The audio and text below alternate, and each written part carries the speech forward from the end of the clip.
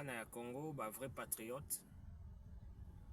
Kande na benga Rabino, le Congolais de très bonne qualité, le Congolais consciencieux, boye bolamu na émission na biso ya sika ou ya justice sociale, où ils allaient consacrer na ko lutter contre banti valeur nyonso, où ils ont kobebisa mboka na biso, banti valeur nyonso, où ils ont kozongisa mboka na biso sima, banti valeur nyonso ezo kosala ke Congo ezala toujours maintenir lokola ba pays à tiers monde, ezala toujours maintenir lokola ba pays sous-développé. Tolobara toujours na république na biso, tout Congolais doit aller en prison. Congolais nyonso azo sala mabe, place na eza na boloko, il n'a pas la place dans la société. Tolobango, tout Congolais doit aller en justice, c'est-à-dire Congolais nyonso aza égal, égaux devant la loi. Ndenge constitution lobby, ndenge pe conscience ou jurisprudence il fait les ala. Que o nyonso akosala mabe, akobebisa mboka, akotia salite na mboka, akodétourner ba deniers publics, ba fonds à l'état ya mboka, akozala corrompu na ba bureau à l'état ou partout, akosala kikuluna, akosala muyibi, akosala kanyaka, akoboma batu, akosala ba rébellion, akosala ba braquage, akobrake batu na nzela, koyiba ba mundelo ya lopango, kobwaka ba salite na balabala, koyiba na mosala, créer conflit na ba voisins, bitumba, kofingana na ba réseaux sociaux, biloko wana nyonso eza ba anti-valeur oyo ezosala ke mboka na biso eza toujours maintenu na sima. Lelo toye korépondre na bandeko na biso parce que tozomona ke na mboka na biso toutefois nde tozolobela yango, nous avons un problème d'éducation. Niveau éducation ezali trop bas ou raté que vraiment ozo sentir que tozana bata mayele certes, mais awa tozolobela la science avec la conscience. Vous voyez, parce que même la science sans la conscience, c'est la ruine de l'âme, des philosophes balobaka. Il suffit d'un corps sain dans un esprit sain. Mais intelligence kakate sengeli to ekoki poke mboka ikende liboso. Mais esengi ba sage, ba consciencieux, ba philosophe, ba éveillé, ba initié pour que mboka etombwama. Mais tozo komona toujours que batu oyo bazoko kamba, surtout na classe politique, na monde religieux, nde toza vraiment na ba médiocre au saranate. Toye le lomban ko répondre na jeune na biso onokomba na lobela qui est la fois passée tant on a cité ba liste ya ba médiocre. Mais malheureusement, j'ai pensé à lui, mais je n'ai pas cité son nom. J'ai cité le nom de Lomongo. Emongo, pardon. Monsieur Mongo, excusez Ngaï, c'est un jeune que j'apprécie. Ce n'est pas de toi que je parlais, mais je cherchais le nom de Nathanaël Okomba. Bon, mon akaï trop dans l'émission, les peuples parlent, mais c'est un jeune, il y a style, il y a ironie, il y a mépriser le président de la République, il y a mépriser le pouvoir. Ndekonangai, jeune frère, monoko ebetisaka masoko fimbu. Monoko ebetisaka masoko fimbu. Lobango na balangue nyonso eza na Swahili. Kino kitakupikisha fimbu kumukongo. Monoko kobetisa masoko fimbu. Ba français kutu balobi trop parler peut tuer. Na dénoncer qui en émission nanga passé que eza na groupe ya ba jeune moko ba bimi mikolo parce que biso so sala ba émission. Moi je suis passé dans beaucoup de chaînes na Congo. Et ça la na télévision, ça la na radio. Et ça la ba chaîne ya ba réseaux sociaux. Mais to pezaka langue na biso. Ngala zala ki parce qu'à un des politiciens ya monene na Congo. Na otanga kombo na ete bao bayebi bayebi.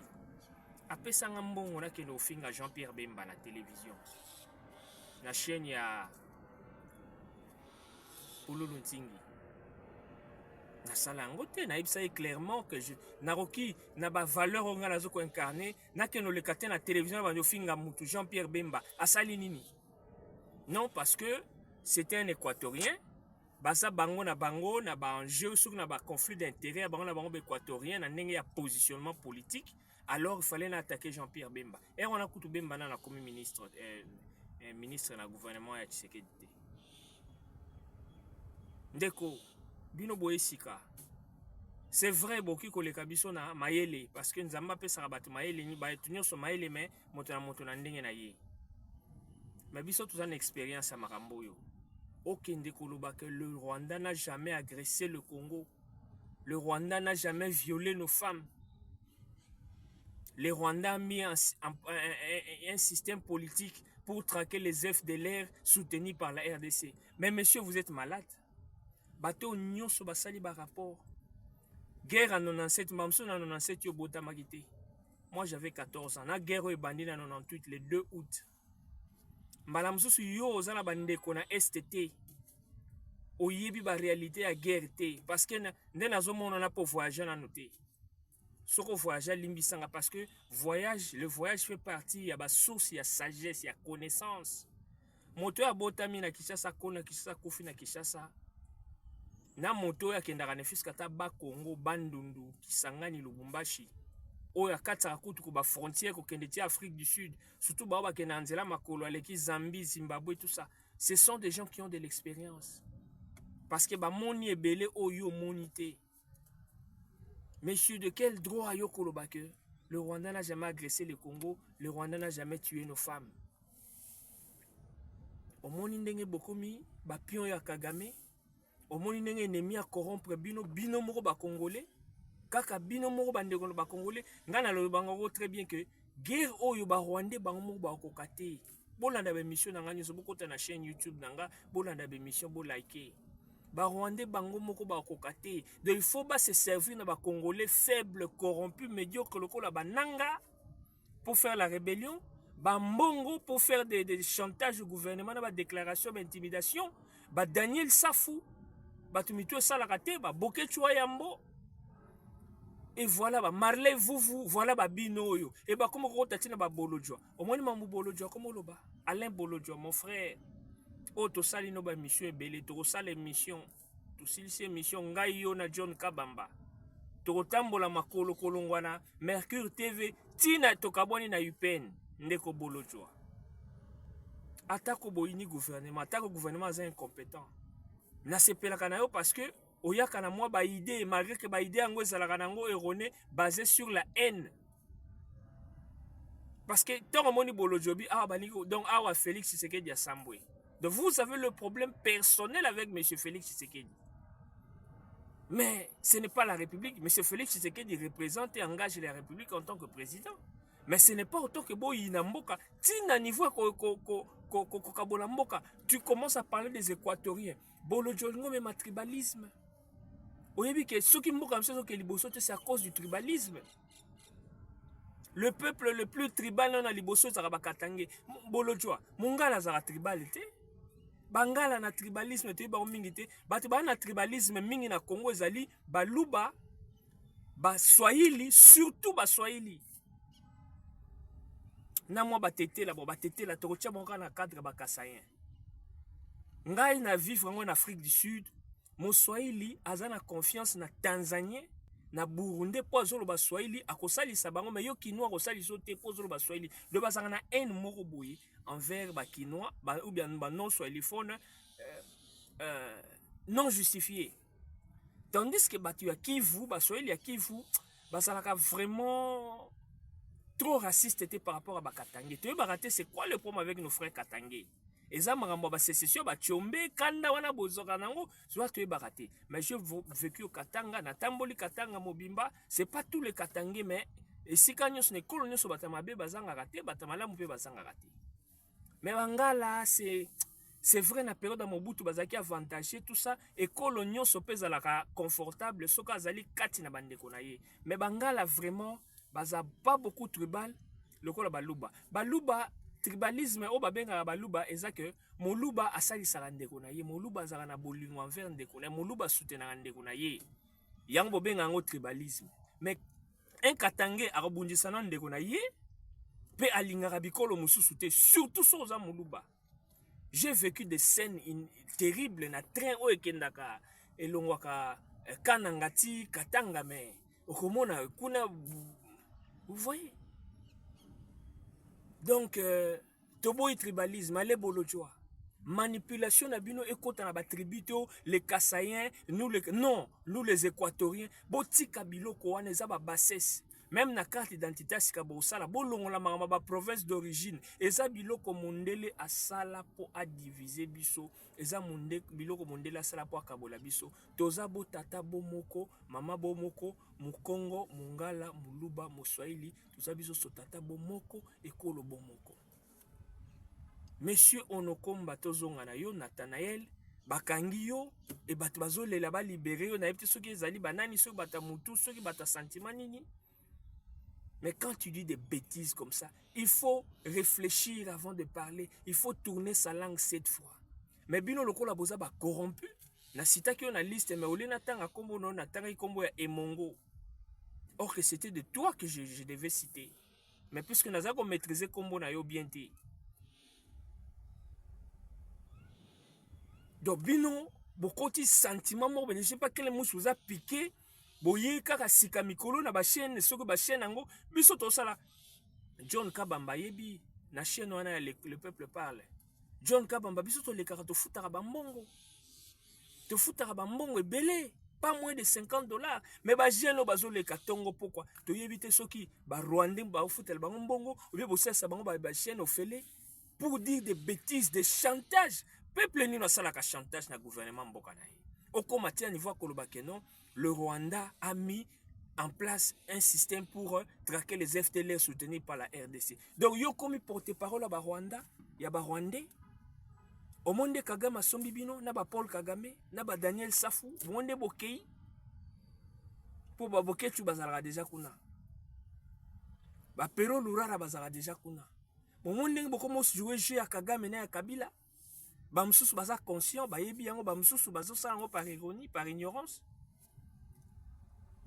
Monsieur Monoko na onde ko betso masoko fimbu. Ba on ba ba de 10 ans. Pour nanga il faut soit à 20 ans. On ne blague pas avec la République.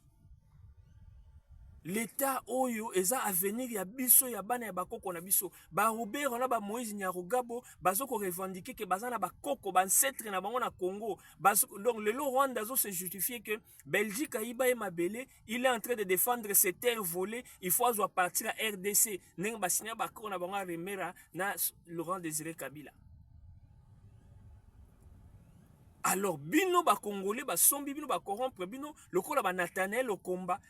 Mon cher ami, mon jeune frère, quelle audace, ya koloba bêtise ya boye. Na landi ba sœur na yo bandeko na yo bazole la libération na yo na passe. Mais tant boloba biloko yo, bomoni ke siko passe bozo que sa famille, na yebite so que ça sentiment. Moi je suis passé à la télé plus de fois que yo. Na ndimite nombre de fois na leki na TV yo leki bongo monsieur Komba. Nathanaël.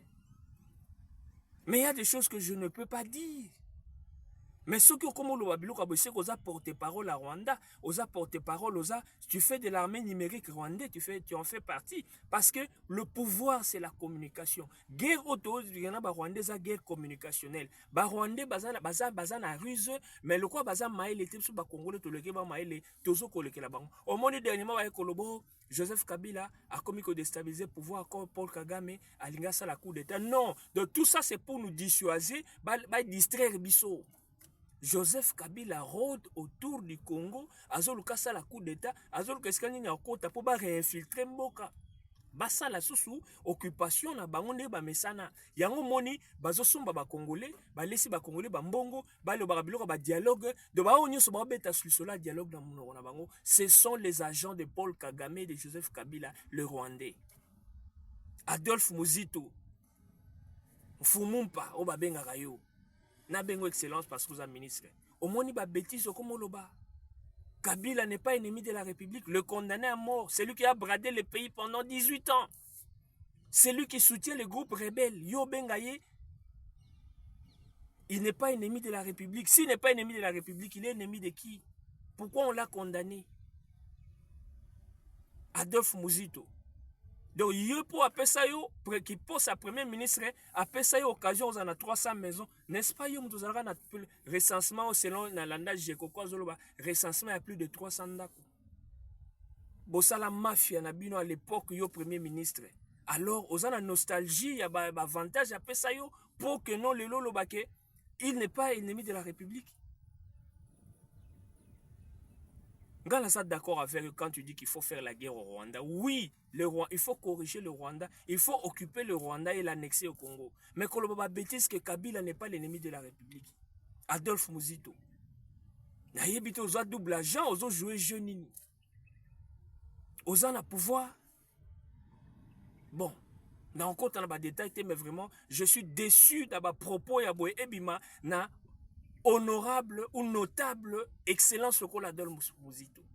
Fumutoto tozo zongela yo. Fumutoto tozo zongela yo vraiment. Bino bato ba communicateur boya ko infiltré union sacrée pour na ba poste. Fumutoto ngaze la poste. Ça fait 7 ans que tozo défendre Tshisekedi. Toli ata infronté. Mais tout seul ba déclaration yo salate.